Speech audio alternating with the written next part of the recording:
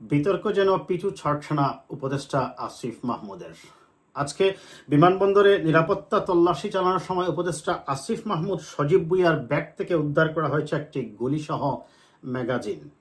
অস্ত্রটি অবশ্য তার ব্যাগে পাওয়া যায়নি, কিন্তু একজন উপদেষ্টা যিনি ছাত্র প্রতিনিধি হিসাবে যোগ দিয়েছেন আপনার উপদেষ্টা পরিষদে, তার তো অবশ্যই সরকারি প্রটোকল পাওয়ার কথা নিরাপত্তার জন্য। তিনি কেন ব্যক্তিগত অস্ত্র রাখতে গেলেন? সেই অস্ত্রটা রাখার ক্ষেত্রে তিনি সরকারি যে নিয়ম এবং বিধিবিধান আছে, কারো ব্যক্তিগত নিরাপত্তার জন্য অস্ত্র রাখার লাইসেন্স নেওয়ার, সেইগুলা তিনি পূরণ করেছেন কিনা, সেটা হচ্ছে একটা প্রশ্ন।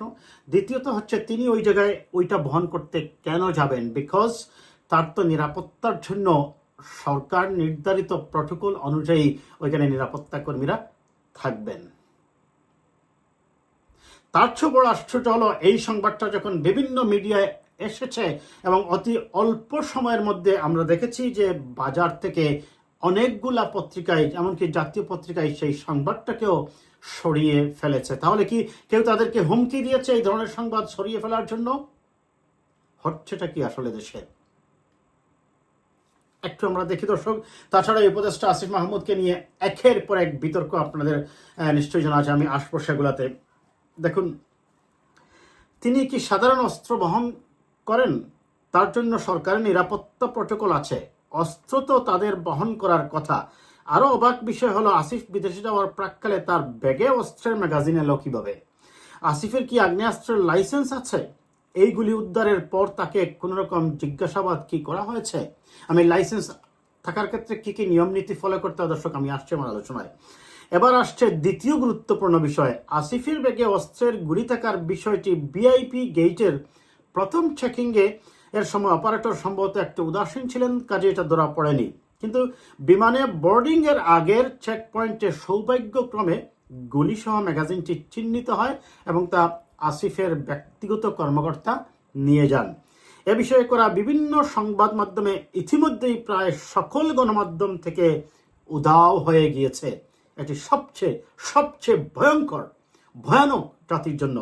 তাহলে বাংলাদেশে দুইতে গণমাধ্যমের স্বাধীনতা কোথায় গেল? যারা বাংলাদেশ দ্বিতীয় বাংলাদেশ বলছেন, নতুন বাংলাদেশ বলছেন, সেই গণমাধ্যমের স্বাধীনতা কোথায় গেল? কারা তাদেরকে হুমকি দিয়েছে? সরকারের পক্ষ থেকে কি হুমকি দেওয়া হয়েছে যে এই সংবাদ সরিয়ে ফেলতে হবে? আসিফ মাহমুদ অস্ত্র নিয়ে ঘোরাফেরা করতে পারবে? আসিফ মাহমুদ অস্ত্র নিয়ে বিমানবন্দরে যেতে পারবে? কারা তাদেরকে হুমকি দিয়েছে? আগামীতে কোনো প্রকাশিত সংবাদ গায়েব করবেন না। যদি করেন তাহলে গায়েব করা সংবাদের কেন্দ্রে গিয়ে তা এভাবে তুলে ধরতে আরও আগ্রহী হবে, এটি বলছেন জুলকারনাইন সাহেব। এখন আসি দর্শক, অস্ত্র রাখার ব্যাপারে যে সরকারের যে বিধিবিধান আছে, আমরা এটা একটু দেখি, তাহলে আমাদের বুঝতে সুবিধা হবে। এখানে বলা হচ্ছে, আমি যদি একটু আপনাদের পয়েন্টটা পড়ে শোনাই যে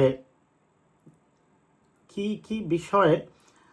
হ্যাঁ, যে আমাদের দেশে যে সংবিধান অনুযায়ী ব্যক্তি পর্যায়ে আগ্নেয়াস্ত্র লাইসেন্স প্রদান প্রসঙ্গে আমি যে পয়েন্টগুলো এখানে প্রযোজ্য দর্শক, এইগুলোই একটু পড়ি। শারীরিক ও মানসিকভাবে সমর্থ 30 থেকে 70 বছর বয়সের কোনো উপযুক্ত যোগ্য ব্যক্তিকে তার আবেদনের পরিপ্রেক্ষিতে আগ্নেয়াস্ত্র লাইসেন্স দেওয়া যাবে। আমি এটা দিয়ে দেবো আমার ভিডিওতে এবং কমেন্টও আমি দিয়ে দেবো, আপনারা দেখবেন। আবেদনকারীকে ব্যক্তি শ্রেণীর আয়করদাতা হতে হবে। খেয়াল করুন, আবেদনকারী কর্তৃক আবেদনের পূর্ববর্তী 3 কর বছরের ধারাবাহিকভাবে পিস্তল, রিভলভার, রাইফেলের ক্ষেত্রে ন্যূনতম 3 লক্ষ টাকা এবং শটগানের ক্ষেত্রে ন্যূনতম 1 লক্ষ টাকা আয়কর দিতে হবে। আবেদনকারী কর্তৃপক্ষ পরিশোধিত আয়করের পরিমাণ উল্লেখ সহ এনবিআর কর্তৃক ইস্যুকৃত প্রত্যয়নপত্র আবেদনের সাথে দাখিল করতে হবে। আমি তার ক্ষেত্রে যে দর্শক এই 2টা পয়েন্ট বললাম, বাকিগুলো আমি দিয়ে দেবো, ওইটা স্ন্যাপশটটা আপনারা দেখবেন। এখন তার এনবিআর থেকে তার গত 3 বছরে তার যে ট্যাক্স রিটার্ন ফাইল আছে, সেই ট্যাক্স রিটার্ন ফাইলে তিনি এটা পরিশোধ করেছেন কিনা সুস্পষ্ট বলা আছে। রিভলভার রাইফেলের ক্ষেত্রে ন্যূনতম 3 লক্ষ টাকা এবং শটগানের ক্ষেত্রে 1 লক্ষ টাকা আয়কর দিতে হবে।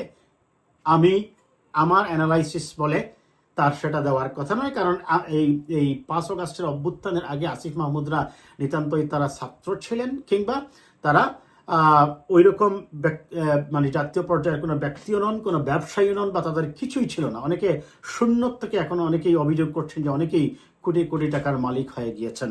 তাহলে এনবিআর যদি এই রিপোর্ট না দেখাতে পারে, সুস্পষ্টতই আমি বলছি আসিফ মাহমুদ আইনের ব্যত্যয় ঘটিয়েছেন।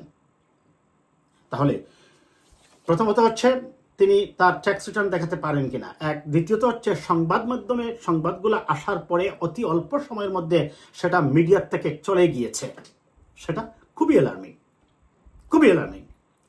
তার মানে মিডিয়াকে এই ধরনের সংবাদ সত্য প্রকাশ না করতে সরকারের মধ্য থেকে এবং এনসিপি বৈষম্য বিরোধী ছাত্রজোট সহ আরেকটি অংশ যারা তাদের পিছন থেকে কলকাঠি নাড়ে, তারা তাদেরকে হুমকি দামকি দিচ্ছে।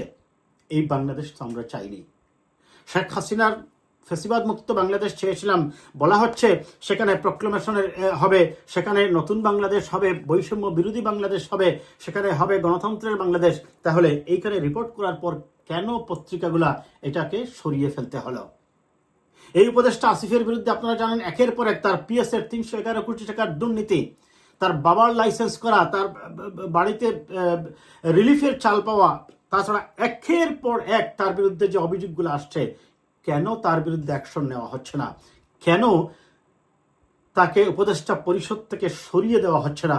এই ধরনের বিতর্কিত কন্ট্রোভার্সিয়াল ব্যক্তিদেরকে নিয়ে দলীয় কর্মীর মতো, দলীয় সন্ত্রাসীর মতো, আমি সন্ত্রাসী শব্দটাই বলছি, সন্ত্রাসীর মতো আচরণ করা ব্যক্তিকে দিয়ে কিভাবে আমরা নিরপেক্ষ নির্বাচন আশা করতে পারি?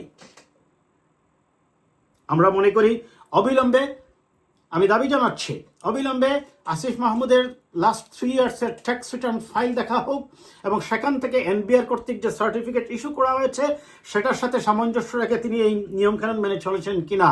অন্যথায় আইনের ব্যত্যয় ঘটিয়ে তিনি এই ধরনের ব্যক্তিগত লাইসেন্স রাখার ক্ষেত্রে, যদিও তার বয়স অনেকেই বলছেন এখানে 30 পাড়ি দিয়েছে, সেই ক্ষেত্রে হয়তো তিনি বেঁচে গিয়েছেন, কিন্তু যদি না হয় তাহলে তার বিরুদ্ধে আইনগত ব্যবস্থা গ্রহণের দাবি জানাচ্ছি। এবং মিডিয়া ফ্রিডম আমাদেরকে রাখতেই হবে।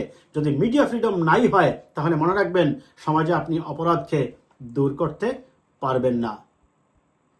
এবং আসিফ মাহমুদকে আমি দাবি জানাচ্ছি তাকে আসলেই উপদেষ্টা পরিষদ থেকে সরিয়ে দেওয়া দরকার, কারণ একটার পর একটা তার বিতর্ক তার বিরুদ্ধে আসছে। আজ এ পর্যন্ত।